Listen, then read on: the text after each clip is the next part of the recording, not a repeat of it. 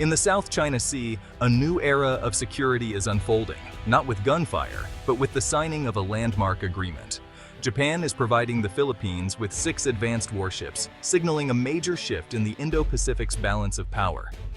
This deal is more than a hardware transfer.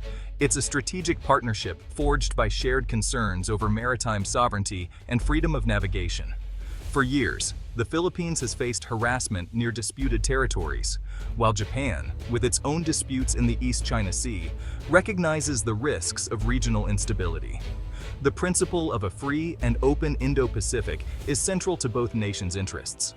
This agreement marks Japan's move from post-war pacifism to a more assertive regional role, and for the Philippines, it's a leap forward in military modernization. These warships are not just assets. They're symbols of a united front for a rules-based order.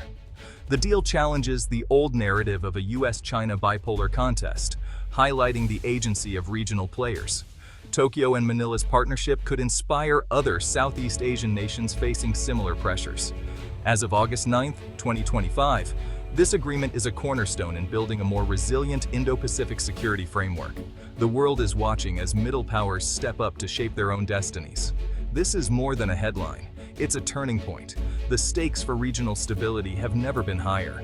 The Japan-Philippines agreement delivers 6 multi-role vessels, 5 large patrol ships, and a state-of-the-art frigate. Structured as a multi-year low-interest loan, the deal is financially accessible for the Philippines. Beyond ships, the agreement includes extensive training, maintenance, and logistical support, ensuring long-term operational readiness. Japanese experts will train Filipino crews, focusing on advanced navigation, combat systems, and sustainability. The package, valued at around $450 million, is a strategic investment in regional security. Delivery is staggered. Patrol vessels arrive from late 2026, the frigate by 2028. This phased approach allows the Philippines to absorb new capabilities and integrate them effectively. Japan's ODA program is being leveraged for security, not just development. The deal strengthens both nations' maritime law enforcement and defense, securing vital sea lanes. It's a model of strategic cooperation, delivering not just ships, but a sustainable boost to Philippine maritime security. This partnership sets a new standard for regional defense collaboration. This agreement reflects Japan's transformation from post-war pacifism to proactive defense. For decades, Japan's constitution limited its military to self-defense, but rising regional threats, especially from China, have driven a strategic shift. Japan's new doctrine, proactive contribution to peace, enables deeper security cooperation with allies. Supporting the Philippines is seen as forward defense, helping to stabilize the region and protect Japan's own interests. This evolution is gradual, expanding from peacekeeping to capacity building across Southeast Asia. The Philippines deal is Japan's most ambitious security effort yet, aligned with its 2022 National Security Strategy. The U.S. supports this pivot, encouraging Japan to share the security burden in the Indo-Pacific. The result? A more resilient, distributed security network, less reliant on the U.S. alone. Japan isn't abandoning pacifism, it's adapting to new realities. Security today demands collaboration and shared responsibility. The Japan-Philippines partnership is a blueprint for regional stability. For the Philippines, this deal is a lifeline for its long-neglected Navy and Coast Guard. Decades of underfunding left the fleet outdated and ill-equipped to defend its vast maritime domain. Recent Chinese harassment in the West Philippine Sea exposed these vulnerabilities. The new Japanese vessels, larger, more capable, and longer-ranged, will transform the Philippines' ability to patrol and protect its waters. The modern frigate adds much-needed combat power, while favorable financing and shared interests make Japan a key partner. This agreement is more than an arms deal. It's a statement of solidarity and a step toward credible deterrence. Manila is no longer alone in defending its maritime rights. The U.S. sees the Japan-Philippines warship deal as a strategic win. It aligns with Washington's push for allies to take greater responsibility and build a networked security architecture. This agreement is a textbook example, showing that U.S. alliances are evolving into dynamic, multilateral partnerships. A stronger Philippine Navy, equipped by Japan, enhances shared objectives like freedom of navigation and maritime awareness. This allows the U.S. Navy to focus on higher-end challenges, confident in its allies' growing capabilities. U.S. officials have praised the deal, backing it with trilateral meetings and joint exercises. The annual Balakatan drills now include Japan, deepening cooperation. By having Japan lead, the U.S. counters Beijing's narrative of American interference, lending legitimacy to regional security efforts. This intra-Asian partnership signals a region taking charge of its own security. The U.S. remains a key enabler, but the center of gravity is shifting. The result, a more resilient, self-reliant Indo-Pacific.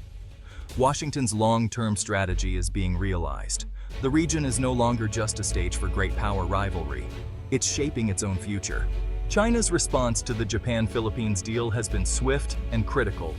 Beijing warns against targeting third parties, but state media accuse Japan of fueling an arms race and reviving old rivalries. China's sweeping claims in the South China Sea, rejected by international courts, put it at odds with the Philippines and others. A stronger Philippine fleet, backed by Japan, complicates China's gray zone tactics and challenges its dominance. In response, China has increased its Coast Guard presence near disputed areas, signaling its displeasure. For Beijing, this isn't just about ships, it's about a shifting regional order and the resurgence of Japanese security influence. The deal is another move in the ongoing contest for Asia's future.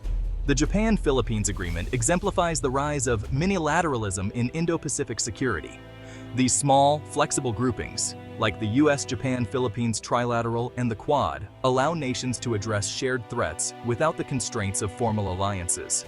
For middle powers, minilateralism offers strength in numbers against larger, assertive states. By pooling resources and intelligence, countries like the Philippines can better resist coercion and defend their interests. The Japan-Philippines partnership fits this model, existing within a broader web of regional cooperation.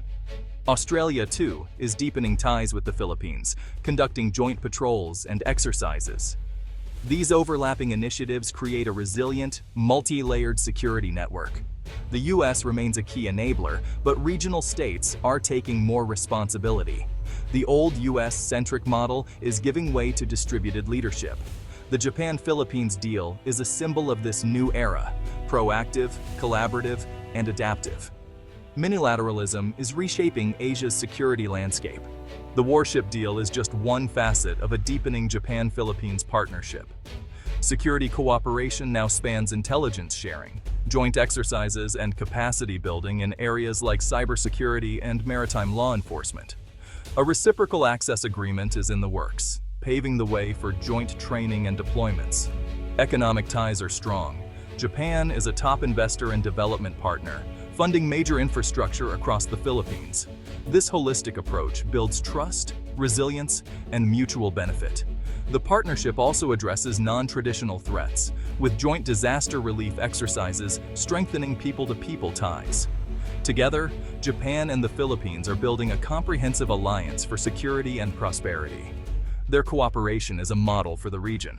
The Japan-Philippines Warship Agreement is a milestone with sweeping implications for the Indo-Pacific. It's a symbol of evolving partnerships, regional agency, and the rise of minilateralism. The deal strengthens the Philippines' ability to defend its waters, but it won't resolve deep-seated disputes overnight. The U.S. welcomes the move, while China views it with suspicion, highlighting the region's central fault line. The growing web of cooperation is making the security environment more complex and resilient. Yet, challenges and uncertainty remain. The true test will be whether these new alliances deter aggression or harden divisions. The Indo-Pacific's future will be shaped by how these middle powers navigate the turbulent waters ahead.